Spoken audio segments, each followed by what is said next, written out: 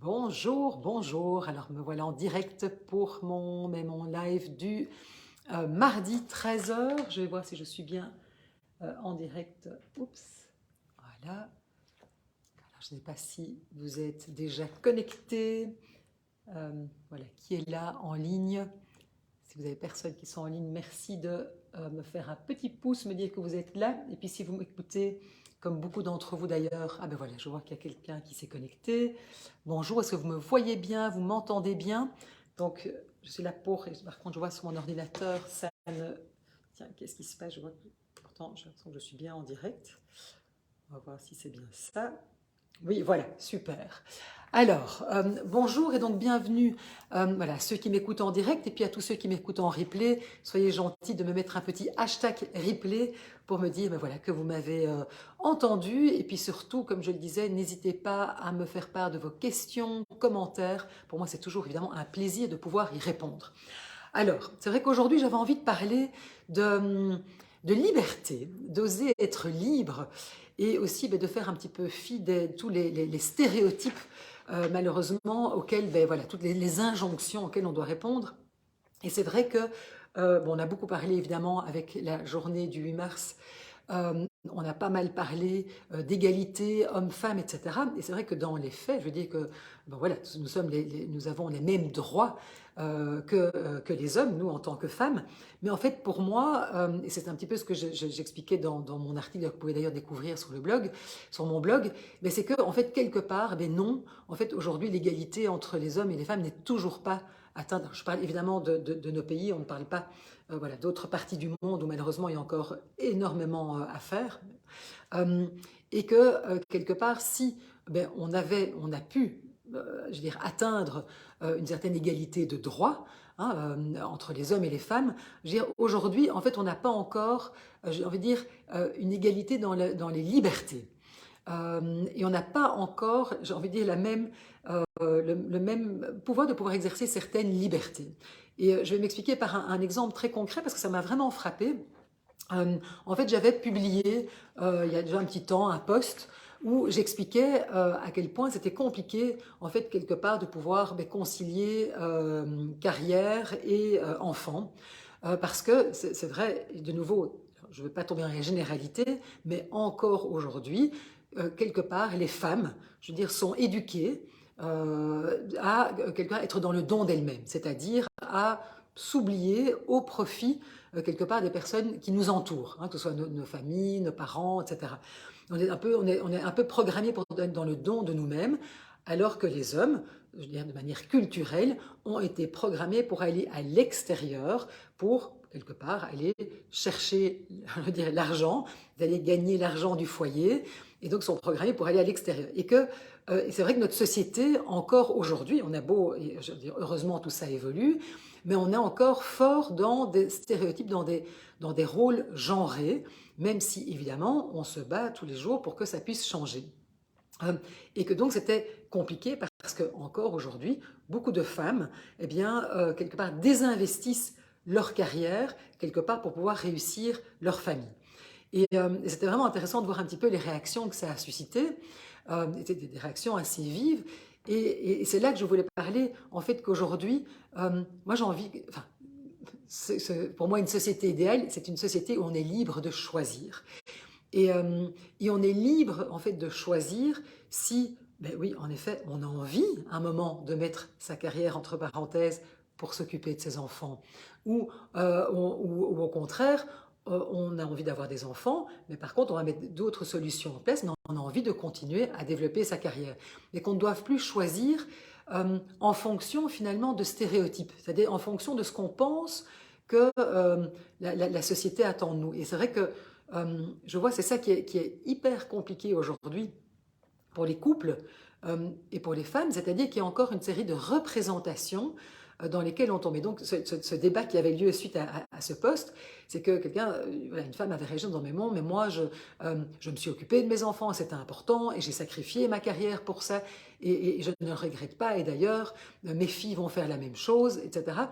Et donc, ce que j'aime, et moi, j'ai aucun souci, aucun jugement par rapport à ça. Moi, ce qui m'importe, c'est que, on puisse faire des choix libres, c'est-à-dire que ce soit une vraie discussion au sein de son couple, avec son partenaire, sa partenaire, pour dire, mais tiens, au fond, voilà, on a un désir, un souhait d'enfant, comment on voit les choses et comment on a envie de pouvoir s'occuper de cet enfant. Et comment on va faire pour concilier éventuellement notre travail, notre carrière avec cette envie d'enfant, etc. Qu'il y ait une vraie discussion et qu'on ne soit pas dans quelque chose où, en fait, c'est comme si d'office, ça allait être comme ça. C'est-à-dire, et le d'office, en général, qu'est-ce qui se passe? C'est, ah, mais c'est madame, c'est la femme qui va diminuer son temps de travail, si pas carrément arrêter de travailler, pour s'occuper des enfants. Parce qu'en fait, quelque part, il y a une espèce de... c'est comme si c'était des injonctions sociétales, et en fait, toute la société aussi est organisée comme ça pour que ça se passe comme ça. Et c'est voilà, c'est là que moi j'ai un souci. C'est que on n'a pas une vraie, finalement, on n'a pas vraiment la liberté de choisir. Et d'ailleurs, c'est intéressant parce que il y avait justement des statistiques. C'était le rapport 2023 du Haut Conseil de l'égalité en France qui mène une étude pour un petit peu voir où on en est dans l'égalité justement entre les hommes et les femmes. Et en fait, on voit que dans cette étude, un tiers de la population déclare qu'il est normal que les femmes s'arrêtent de travailler pour s'occuper de leurs enfants. Et là-dedans, il y avait 27% des femmes qui trouvent que c'est normal et 40% des hommes qui trouvent normal, donc normal qu'une femme s'arrête de travailler pour s'occuper des enfants. Donc, vous voyez, donc on parle de quelque chose de la normalité. Et d'ailleurs, c'est en augmentation par rapport aux années précédentes. Donc on voit qu'il y a vraiment, quelque part, on dit, mais voilà, mais c'est normal, et on parle souvent de ce fameux instinct maternel en disant, mais oui, mais c'est normal, c'est parce que c'est l'instinct maternel, c'est normal que ce soit les femmes qui, d'ailleurs ce sont les femmes qui reconnaissent les pleurs du bébé, etc. Or, on se rend compte que de nouveau, tout ça, ce sont en fait des constructions, c'est-à-dire que si les mamans reconnaissent les pleurs de leur bébé, c'est simplement parce qu'elles passent plus de temps avec leur bébé. Et pourquoi est-ce qu'elles passent plus de temps avec leur bébé? C'est parce qu'il y a encore aujourd'hui le congé de maternité où c'est la maman qui principalement va s'occuper du bébé. C'est encore comme ça en tout cas en Belgique, même si on a augmenté le congé de paternité. C'est vrai qu'on pourrait parler plutôt de congé parental. Vous voyez donc, et de nouveau, moi c'est ça, c'est important. Je ne voudrais pas dire des choses que je ne pense pas. Si une femme ou un couple décide, mais oui, moi j'ai vraiment envie de m'arrêter pour m'occuper de cet enfant, j'ai envie de l'accueillir, c'est important pour moi, c'est chouette de le faire, mais pas parce que je réponds à des injonctions sociétales où je serais une mauvaise mère, où je serais un mauvais père. Vous voyez, en fait, moi, ce que je me dis, c'est que c'est le jour où on pourrait être complètement libre, enfin, libéré de ces modèles, de ces stéréotypes, de ces modèles auxquels, quelque part, on se conforme encore. C'est là que pourrait être notre vraie liberté. Et ça sera, pour moi, avoir la liberté de pouvoir à un moment s'arrêter de travailler, si on peut voilà, y arriver évidemment financièrement, ou avoir la liberté de continuer, mais sans pour autant se sentir coupable, et d'avoir cette vraie discussion au sein du couple, mais aussi que les hommes puissent avoir cette liberté de se dire à un moment, mais pourquoi en fait c'est ma femme qui devrait s'arrêter au nom de quoi? Et si c'est moi qui ai envie à un moment de prendre justement ce congé parental pour m'occuper de mon enfant parce que ma femme a des belles opportunités et qu'elle a envie de continuer et que c'est important pour elle, pourquoi pas qu'on puisse finalement inverser ces rôles? Parce qu'on voit que très vite, on a beau être dans un couple égalitaire, etc., hop, dès l'arrivée des enfants, on retombe vite, en fait, finalement, dans ces schémas plus traditionnels, et on voit que ce sont encore les femmes qui se retrouvent à faire, voilà, à prendre en charge 72%, je dirais, de toute la charge familiale, et donc on retombe vite, finalement, dans des vieux schémas, malgré des envies très égalitaires dans le couple.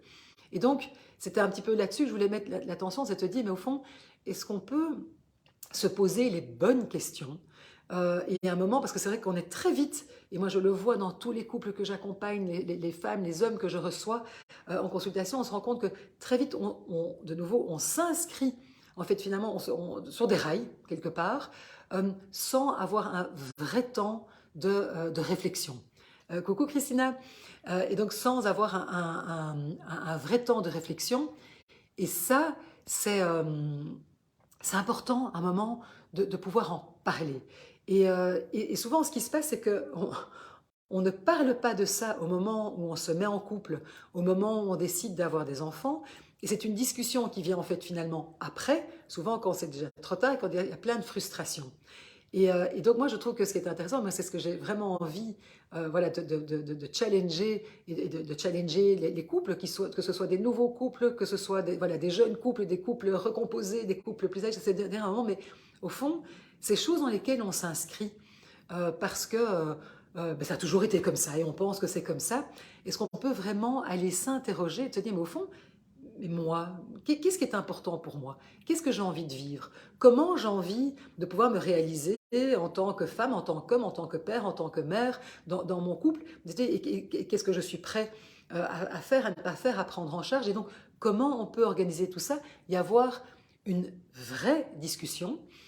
Et je trouvais ça absolument passionnant, parce que voilà, dernièrement, j'ai eu un couple justement qui était dans un projet d'enfant, et ils n'étaient pas tous les deux raccords sur peut-être voilà, ce projet. Et en fait, c'était super intéressant de pouvoir vraiment avoir cette discussion, de se dire, mais au fond, voilà, peut-être qu'il y en a un des deux qui arrive dans sa vie à un moment où c'est moins prégnant d'avoir cette envie d'enfant, mais en même temps, on peut très bien comprendre l'envie de l'autre, et de se dire, mais ok, moi je ne vais pas t'empêcher dans ton désir d'enfant, mais à ce moment-là, pour pouvoir accueillir cet enfant, qu'est-ce que moi je suis prêt à faire ou pas? Et qu'est-ce que toi tu es prêt à faire, mais que ce soit clair depuis le début. Et c'est pas, il n'y a, pas de- il y a pas de honte à ça, on n'est pas un mauvais père ou une mauvaise mère, parce qu'on a pu en parler et se dire tous les deux, comment est-ce qu'on peut faire coïncider quelque part nos besoins et que ce projet puisse devenir un projet de couple.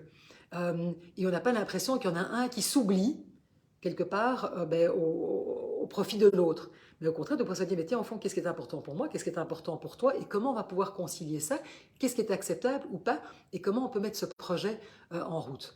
Et c'est vraiment ça que j'ai envie d'inviter toute personne à vraiment mettre de la conscience et se dire, mais au fond, est-ce que je peux me détacher finalement de tous ces stéréotypes et d'être libre de faire mes choix, libre de décider d'avoir des enfants ou pas, de travailler ou pas, je sais pas, de gagner plus ou moins que mon conjoint, mais vous voyez, c'est vraiment donner au fond un moment, et plutôt que d'être freiné par ben, ces stéréotypes, je ne peux pas le dire autrement, ces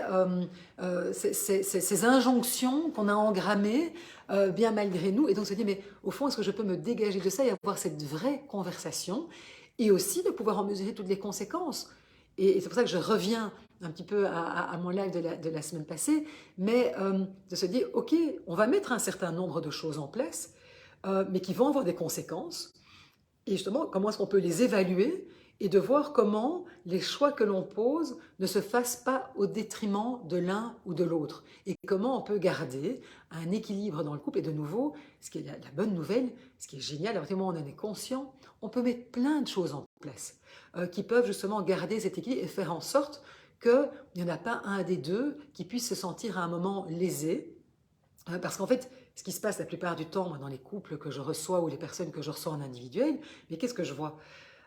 Il y a des frustrations qui se sont accumulées parce qu'à un moment, on n'a pas osé avoir cette conversation hyper importante de mais au fond, qu'est-ce qui est important pour moi?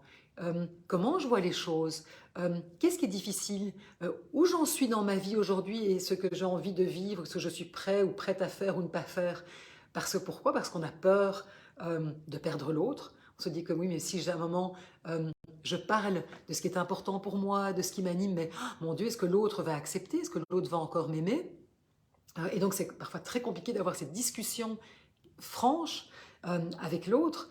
Et donc, et aussi par rapport à la représentation, c'est-à-dire se dire, mais au fond, moi, ou mais mon Dieu, si à un moment j'affirme que par exemple, je n'ai pas envie d'avoir d'enfant, ou que moi j'ai envie de continuer à travailler, ou mais quelle va être est-ce que enfin, mon image par rapport à la société, par rapport aux autres, oh mon Dieu, mais est-ce que je vais être considérée comme une mauvaise mère ou comme une femme non accomplie si je ne veux pas avoir d'enfant? Enfin oui, donc c'est toutes ces choses-là où aujourd'hui j'ai envie de dire, mais interrogeons-nous sur tous ces stéréotypes, tout ce que la société finalement véhicule. Je dis, mais au fond, est-ce que c'est vraiment vrai?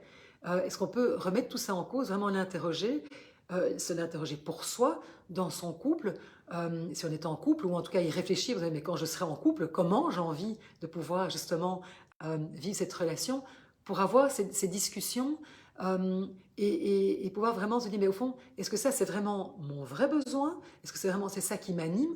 Ou est-ce que j'essaye enfin, de me conformer à ce que je pense que la société, les autres, mes parents, mon amour attendent de moi pour que je puisse être aimé, reconnu, accepté. Et on en revient finalement toujours à cette base-là, c'est-à-dire à un moment, est-ce que je peux me dégager de tout ça et avoir cette vraie liberté de pouvoir choisir ce qui est juste pour moi et évidemment de tenir compte de l'autre aussi, parce que quand à un moment on décide de partager sa vie, quelle que soit la forme que cela prend, évidemment il y a une autre personne qui est en face de soi et comment on va pouvoir concilier ça et avoir ces discussions qui sont parfois des discussions franchement difficiles, qui ne sont pas évidentes, mais j'ai envie de vous dire ça vaut vraiment la peine de les avoir parce qu'en fait en ne les ayant pas, on s'installe dans quelque chose qui n'est peut-être pas dans des malentendus. Et puis l'autre m'a dit, mais moi j'avais cru comprendre que, mais non, mais c'était pas ça. Finalement, on en arrive à avoir beaucoup de frustration, des conflits, et puis finalement, on arrive à ce dont on avait le plus peur, c'est-à-dire éventuellement perdre l'autre, que la relation s'arrête. Mais en fait, c'est peut-être une discussion qu'il vaut mieux avoir au départ en disant, mais est-ce qu'on est raccord sur ce qui est important pour l'un et pour l'autre? Il vaut peut-être mieux, en fait, arrêter à ce moment-là, ou en tout cas voir qu'est-ce qui est possible, plutôt que de se retrouver plusieurs années après avec énormément de souffrance, etc. Donc, ayons ces discussions qui sont peut-être pas toujours faciles, mais surtout voyons vraiment comment on peut de nouveau se libérer, oui, se libérer de ces dictats, se libérer de ces stéréotypes pour pouvoir vivre une vie qui est conforme à ce qui est important pour moi, libérée de ce que je pense que la société, mes parents, les autres, etc., mon patron, attendent de moi. En tout cas, voilà, c'est ce que je vous souhaite, c'est de pouvoir, et je pense que là, on arrivera vraiment à une égalité lorsque l'on pourra chacun être libre de choisir. Voilà, mais écoutez, merci. Si vous avez vraiment des réactions par rapport à ce que je viens de vous partager, soyez gentils, mais voilà, mettez-moi un petit commentaire. Si vous m'écoutez en replay, mettez un petit hashtag replay. Et puis si vous avez des sujets que vous aimeriez que j'aborde, voilà, de nouveau, envoyez-moi un petit message privé, vous le mettez ici en toute cette publication. En tout cas, moi, ça me fait plaisir voilà, de voir que vous me suivez. Donc moi, voilà, c'est chouette de savoir qu'il y a certaines personnes qui m'écoutent. Et puis surtout, si, voilà, si vous avez des sujets, comme je vous le disais, voilà, dites-le moi, je serai ravie de les aborder. Merci beaucoup, je vous souhaite une très belle journée et je vous dis à la semaine prochaine pour un nouveau live. Au revoir.